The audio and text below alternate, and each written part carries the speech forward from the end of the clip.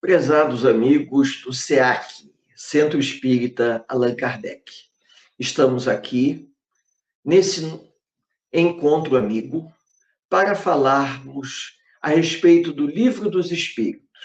Hoje nós vamos fazer uma abordagem sobre os flagelos destruidores, fazendo um paralelo entre os acontecimentos atuais e os acontecimentos da história da humanidade. Nós vamos falar da pergunta 737 até a pergunta 740, mais ou menos. O que der, nós vamos abordar para os companheiros. Espero que todos aproveitem para entender a dimensão do que nós podemos chamar de flagelos destruidores. Muito bem, vamos tentar entender. Os flagelos destruidores, eles têm uma função: auxiliar o homem no seu processo de evolução. Mas quando nós falamos de flagelos destruidores, são os flagelos ocasionados por causas naturais. Flagelos como tempestades, maremotos, terremotos. Esses flagelos, cuja ocorrência o homem não tem um controle, que seriam os fenômenos da natureza, esses são fenômenos naturais que a espiritualidade oferece à humanidade para a nossa evolução, para o nosso progresso, para as nossas transformações.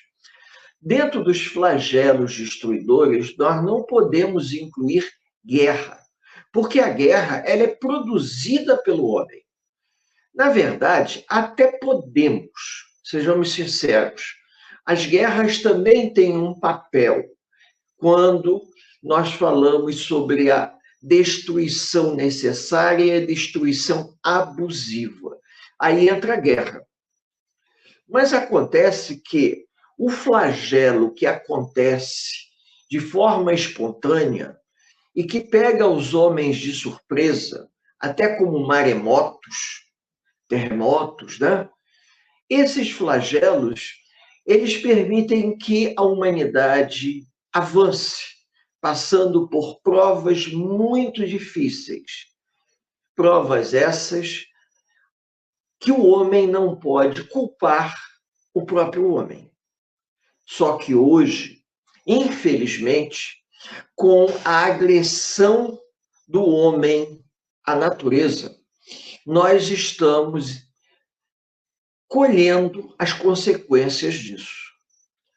Quando o homem polui o ar, polui os rios e mares, nós vamos ter como uma resposta do planeta o aquecimento global, o derretimento das calotas polares, os rios poluídos, a mortandade de peixes provocada pela poluição dos rios e mares.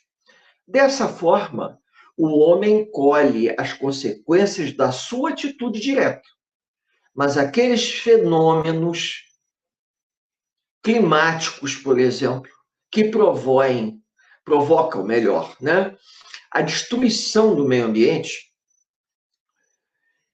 essa situação que pega o homem de surpresa é uma prova coletiva para a sociedade, uma prova que nós podemos dizer assim, que leva o homem a um processo de transformação. Nem toda a prova o indivíduo aceita de bom grado. Existem aquelas que o indivíduo pede, solicita, e tem aquelas que ele acaba aceitando porque não tem outra solução. Diante disso, a gente observa que as situações que vêm da natureza, elas são melhor aceitas pelo homem, porque o homem não tem um controle sobre aquilo. Ele, de uma certa maneira, ele atribui aos desígnios de Deus. Então, vamos fazer um paralelo para os amigos entenderem. Nós tivemos agora, no mês de maio passado, um fenômeno que aconteceu que foi uma combinação de elementos. No sul do Brasil, o estado do Rio Grande do Sul passou por chuvas intensas numa proporção descomunal, que praticamente deixou o estado submerso, se nós podemos dizer desse jeito. E o estado submerso viveu um momento muito complicado. Nós tivemos oportunidade de ver até um cavalo em cima de uma casa e outro cavalo dentro de um prédio, que ele subiu pelas escadas até o terceiro andar. Isso tudo foi muito marcante, emblemático, porque dentro da história do Brasil já aconteceram muitas coisas, mas isso foi uma combinação de fatores climáticos, regionais, geográficos, sociais e até políticos. Mas para nós, enquanto sociedade, serviu para pensar. Porque quando nós estudamos sobre os flagelos destruidores, será que esse não foi um flagelo que assolou o Rio Grande do Sul com um objetivo de um resgate coletivo dos espíritos que estão encarnados naquela região? Até pode ser. Vamos pegar alguns exemplos e fazermos um paralelo em termos de história. No livro A Caminho da Luz, Emmanuel, ele conta que no ano de 79 depois de Cristo, na Península Itálica, ocorreu uma erupção vulcânica de grandes proporções. O vulcão Vesúvio entrou em erupção de uma forma violenta. O magma, as pedras incandescentes foram lançados na atmosfera terrestre, segundo as pesquisas científicas, a uma altitude de 33 quilômetros. Então, nós podemos dizer que praticamente chegou na estratosfera o lançamento da erupção vulcânica do Vesúvio, cobrindo com uma nuvem de cinzas uma área imensa da Península Itálica e levando duas cidades italianas à completa destruição, Pompeia, principalmente, e Herculano. E Emmanuel nos conta que todos os espíritos comprometidos na história do Império Romano, pelas lutas de conquistas e destruições, acabou reencarnando naquela região, por ser uma região agrícola muito propícia, uma região agrícola cuja terra vulcânica propiciava o desenvolvimento de muitos tipos de cultivo. Dessa forma, aquela região ela era muito procurada, muito, digamos assim, pleiteada pelos grandes agricultores para a produção. E os espíritos comprometidos reencarnam ali para poderem resgatar um compromisso kármico de séculos, vivenciando uma experiência extremamente dolorosa. Nós temos fotografias que mostram que muitos familiares desencarnaram abraçados uns aos outros na cidade de Pompeia e foram cobertos pela cinza vulcânica a uma temperatura tão alta que os corpos se petrificaram. E lá se encontram no museu a céu aberto, aonde as pessoas podem visitar. A cidade de Herculano não sofreu tanto quanto Pompeia, mas a cidade de Pompeia foi completamente destruída.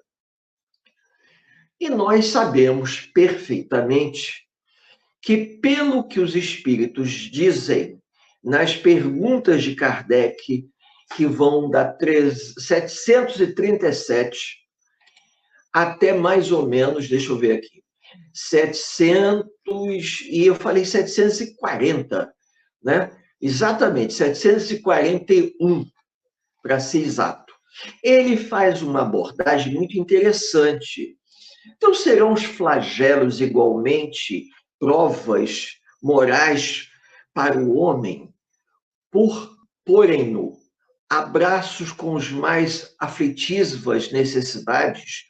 Aí o Espírito da Verdade responde: os flagelos são provas que dão ao homem a ocasião de exercitar a sua inteligência, de demonstrar a sua paciência e resignação entre a vontade de Deus e o que lhe oferecem, ensejos de manifestar seus sentimentos de abnegação, de desinteresse e amor ao próximo, se o não domina o egoísmo. Então, é uma forma que o homem tem diante de flagelos tão violentos de reparar e pensar. Então, a 739 tem os flagelos destruidores, utilidades de pôr à vista físico, pontos de vista físico obstante, os males que ocasionam têm, muitas vezes, mudam as condições de uma região, mas o bem que deles resulta, só as gerações vindouras experimentam. Em outras palavras, existem certos flagelos destruidores que são provacionais, é óbvio, mas depurativos, ou seja, uma determinada região comprometida pelo seu passado histórico passa por uma grande depuração. E as pessoas que reencarnam naquela região em situação futura, eles têm a oportunidade de uma vida melhor, porque aquele local, o peso energético daquele local diminui. Mas nós sabemos perfeitamente que a espiritualidade, ela não tem objetivo de nos revelar, nas entrelinhas, a problemática que leva as pessoas a passarem por essas provas. Porque o objetivo é a reparação, o objetivo é o resgate, o objetivo é a correção e a reeducação dos espíritos. Nós até, de uma maneira um pouco romanceada, poderíamos dizer: será que, de repente, as pessoas que estão sofrendo ou que sofreram, perdendo tantas coisas no Rio Grande do Sul, será que existe uma relação entre esses espíritos que estão encarnados ali e toda a história daquela região, da época, por exemplo, da Revolução Federalista, da Revolução Farroupilha, dos conflitos e das guerras da região dos Sete Povos das Missões? E se a gente for olhar nos livros de história, a gente vai ver que essas regiões passaram por muitas peleias, como diziam os gaúchos, né? Mas será ou não? Não nos cabe entrar no mérito disso. Pode ser, de repente, que essa região tenha recebido espíritos oriundos da Espanha, uma suposição, da guerra de Reconquista espanhola. Todos devem se lembrar que a Espanha, ela foi dominada pelos mouros. E o sul da Espanha era a cidade de Granada, ela ficou na mão dos mouros muito tempo. E os reis católicos da Espanha se uniram, e eles, ao se unirem, através da unificação dos reinos católicos do norte da Espanha. Eles lutaram contra os mouros no sul da Espanha, promovendo a unificação. E muitos daqueles espanhóis que morreram, lutaram nas guerras de reconquista, podem ter renascido nas colônias espanholas, para, através do sofrimento, mas não é um sofrimento qualquer, é uma programação, para eles poderem reparar as faltas cometidas de vidas passadas. E aí os amigos poderiam me perguntar, de onde que você tirou essa ideia? Será que isso é invenção sua? Está tentando romancear um pouco da história? Talvez, mas nós podemos imaginar o seguinte. Voltando para Emmanuel, voltando para A Caminho da Luz. Os romanos formaram um grande império. Os romanos se expandiram pelo litoral do mar Mediterrâneo, ocupando todas as terras que contornavam o mar Mediterrâneo, a ponto de chamá-lo nosso mar, ou Mare Nostrum. E os romanos, eles foram em direção ao litoral da África, conquistando regiões e tribos e enviando para Roma escravos, riquezas, animais, alimentos. E várias colônias romanas foram sendo fundadas ao longo do tempo.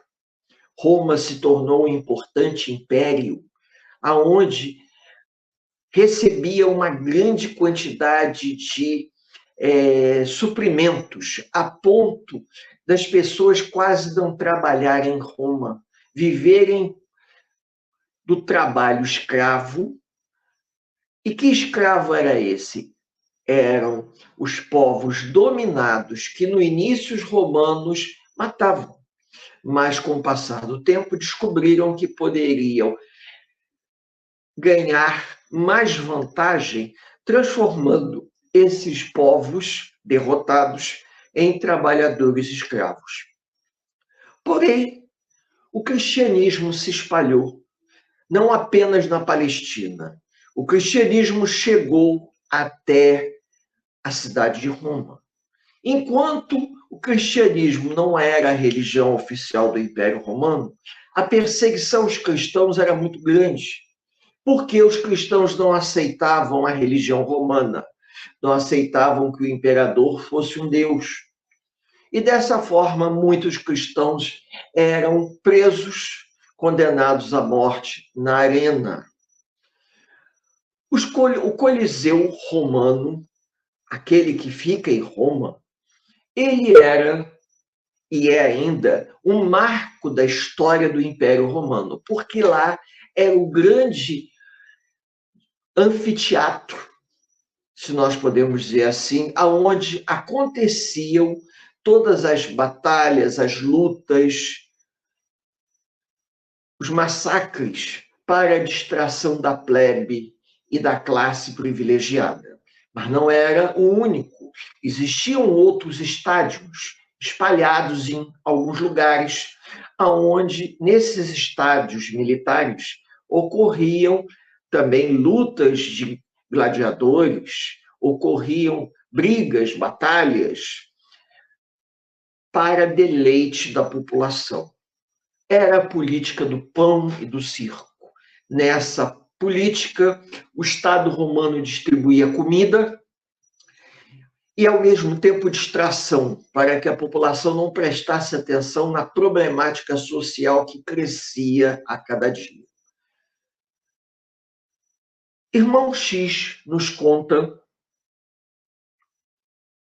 que, num determinado momento da história, em que importantes personagens retornam de batalhas, se eu não me engano, Cartas e Crônicas de Irmão X, ou melhor, Humberto de Campos, usando o pseudônimo de Irmão X, ele nos conta que uma grande quantidade de importantes personagens da política militar romana retornaram. E os seus assessores resolveram recebê-los, oferecendo a eles o melhor que poderiam dar. E esses personagens da política militar romana desejavam se distrair. E com isso, festas, banquetes foram oferecidos. Porém, eles desejavam um pouco mais de distração. Roma já não era a mesma. Boa parte dos soldados se encontravam defendendo as fronteiras. Então, na cidade romana, ou melhor, na capital do Império, Roma, para ser mais específico, só existia uma guarda, a guarda pretoriana do imperador e a guarda particular da cidade. Então, não havia aquela quantidade de legionários como antes. A maior parte se encontrava nas fronteiras do Império. Quando decidiram fazer um espetáculo como nunca foi visto antes. Reuniram personagens das grandes famílias, fazendo uma proposta fenomenal, aonde eles pegariam mulheres, cristãos, principalmente, mulheres, crianças, velhos, doentes, animais doentes, como leões, que já tinham leões velhos que se encontravam no Coliseu, iriam fazer um espetáculo máximo, tentar bolar alguma coisa que nunca havia sido feito antes. Mas para isso era preciso muita gente, era preciso um grande efetivo de trabalhadores para organizar esse espetáculo, o maior espetáculo da Terra, para eles naquela época. E aí, o que vai acontecer? Resolvem pegar uma lona circense e montar no meio de toda a arena um circo, colocando todas as crianças, os velhos, os animais dentro do circo e tocando fogo na lona. E os soldados ficariam do lado de fora impedindo que saíssem, para todos serem carbonizados vivos para o deleite da plateia que gritava, que se divertia, bebia e comia com aquele espetáculo dantesco, como se estivessem vendo um show, uma coisa normal. Passaram-se os séculos. O mundo espiritual permitiu que todos aqueles comprometidos naquela noite dantesca, naquele espetáculo terrível, pudessem um dia se reencontrar, pudessem um dia se reunir. E assim passaram-se os séculos. E nos conta Humberto de Campos que no ano de 1961, no atual estado do Rio de Janeiro, na cidade de Niterói, no mês de dezembro, chegou um circo famoso, Gran Circo Americano. Esse circo chamava atenção porque possuía uma lona de nylon, que era uma novidade, leve, facílima de armar.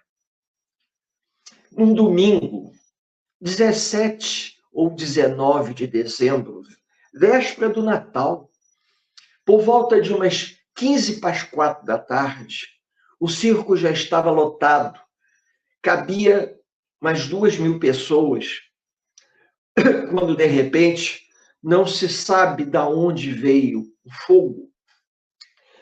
A lona do circo pegou fogo e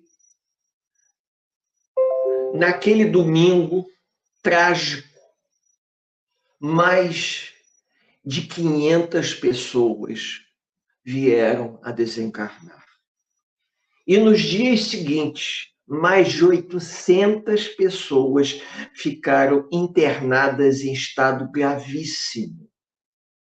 E Humberto de Campos nos conta que todos aqueles que naquela época organizaram o maior espetáculo da Terra para o deleite dos militares, da plebe e dos patrícios romanos, retornam na condição de pessoas simples, nas idades mais variadas, crianças, adultos e velhos, e vão assistir ao circo, lá ou aqui em Niterói, cujo chamado, o cartaz era: venham assistir ao maior espetáculo da Terra. E foi realmente o mais triste e dantesco espetáculo que a cidade do Rio de Janeiro, ou melhor, que o estado do Rio de Janeiro, naquela época ainda era dividido. Havia o estado do Rio de Janeiro e o estado da Guanabara. Então foi no estado do Rio de Janeiro, presenciou. Mas o número de mortes foi muito grande. Para a época foi uma coisa que chocou o país. Ainda hoje nós temos sobreviventes daquela tragédia. Pela psicografia de Chico Xavier, Humberto de Campos nos ofereceu essa revelação. E com base nessa revelação, retornando ao início desse nosso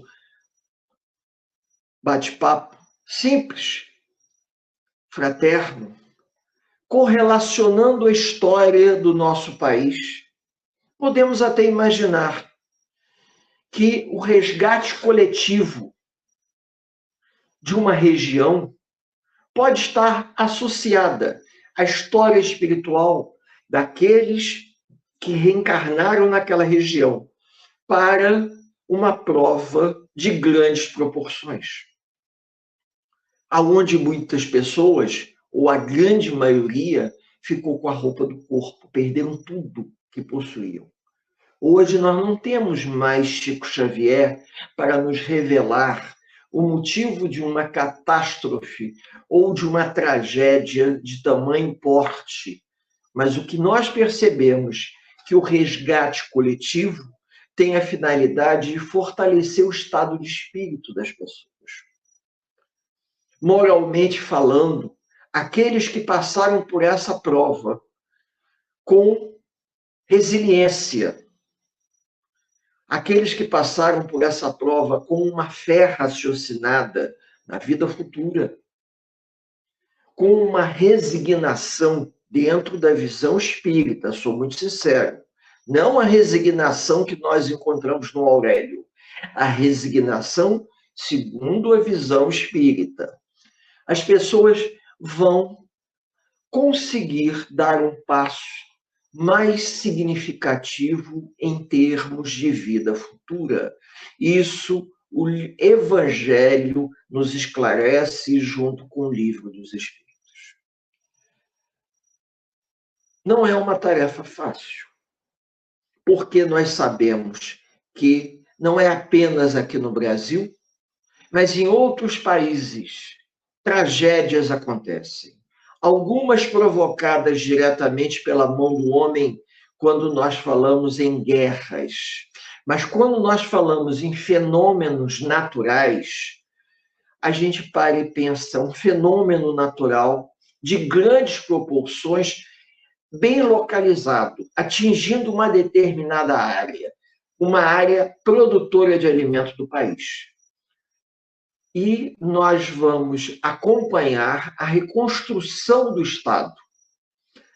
A nação se volta, assim como os países vizinhos, dando as mãos para ajudar aos sobreviventes da tragédia, que não têm uma data para voltarem para uma casa e dizerem: essa é a nossa nova casa, é o nosso novo lar. Porque nós não temos uma data. Como estabelecer uma data tamanha a dimensão do que se passa? Mas se sabemos que Deus, na sua infinita bondade e misericórdia, Deus que observa tudo o que acontece nos mínimos detalhes, permite que algo de tamanha ordem aconteceu com essas pessoas, é para a evolução delas. Falar isso às vezes, estando aqui no Rio de Janeiro, é fácil. Estar lá no contexto da tragédia, da dificuldade, quando a gente, acompanhando pela televisão, vimos o aeroporto alagado, as principais ruas, a rodoviária totalmente alagada, as casas das pessoas submersas, a gente olha e não sabe explicar. Ficamos perplexos com a dimensão do que aconteceu. E a única coisa que nós podemos dizer que uma tragédia dessa ordem só pode ser explicada dentro de uma visão espírita, é óbvio, né? Como um flagelo destruidor, programado pela espiritualidade para atingir a uma determinada região específica, para que aqueles espíritos que ali se encontrem possam, a partir daí, espiritualmente falando, darem um novo rumo às suas vidas.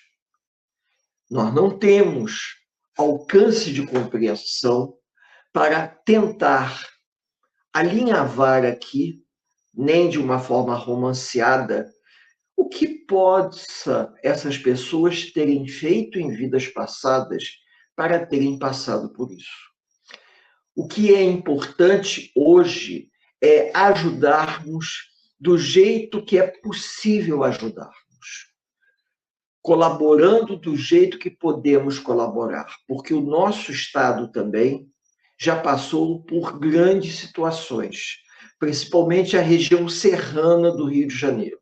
Nós já tivemos a oportunidade de ver a região serrana, Petrópolis, Teresópolis, passar por flagelos destruidores, provações coletivas, aonde as chuvas causaram o desencarne de muitas pessoas, famílias inteiras desaparecerem, ou o indivíduo sair para ir trabalhar e voltar e descobrir que sua casa não existe mais, ele só tem a roupa do corpo. A família toda desencarnou, só ficou ele. Então, são coisas para a gente parar e pensar. O Rio de Janeiro, a região serrana, não é a primeira vez que isso acontece. As grandes chuvas de janeiro já castigaram muito essa região. Petrópolis, Teresópolis e Friburgo já sofreram muito com essas chuvaradas.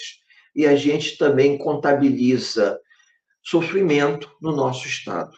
Sabemos que não é algo fácil, mas aqueles que assim o desejarem, da pergunta 737, como eu falei, até a pergunta 741 do Livro dos Espíritos, nós temos uma visão que Kardec nos ofereceu para melhor entendermos sobre os flagelos destruidores que ocorrem. Nesses flagelos, ele não está incluindo as guerras, porque as guerras estão incluídas na destruição necessária e destruição abusiva, como eu falei aqui. Quando ele fala dos flagelos, são os flagelos naturais, o furacão, o terremoto, o maremoto. Esses são os flagelos que Kardec se refere, aqueles que nós podemos incluir pelas causas naturais que ocorrem e que a gente não tem um controle sobre isso. Meus amigos, nesse breve encontro, esperamos, de alguma forma, contribuir para que os companheiros possam pensar e refletir. Nada acontece por acaso.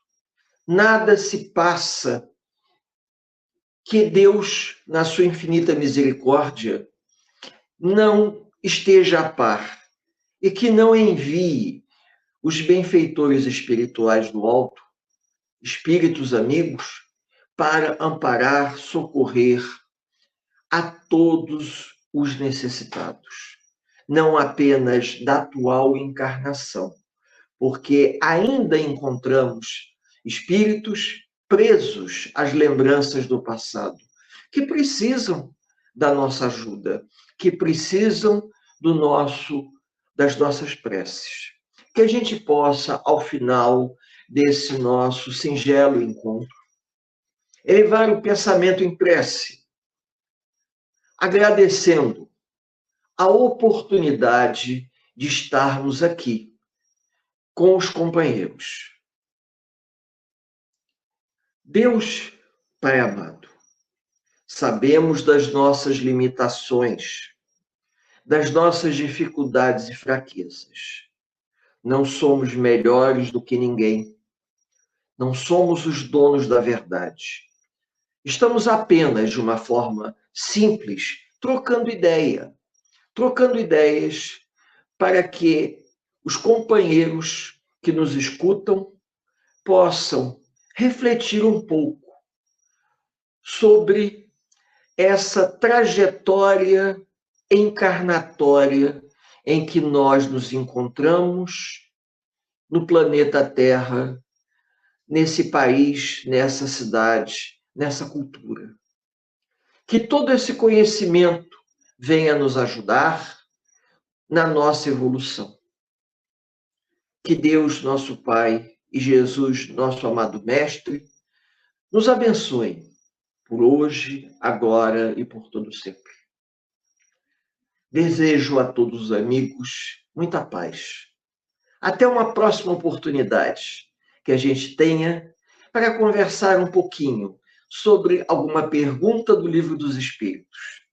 Um assunto que nos auxilie a melhor lidar com as questões que nós estamos passando. Muita paz para todos, um forte abraço a todos.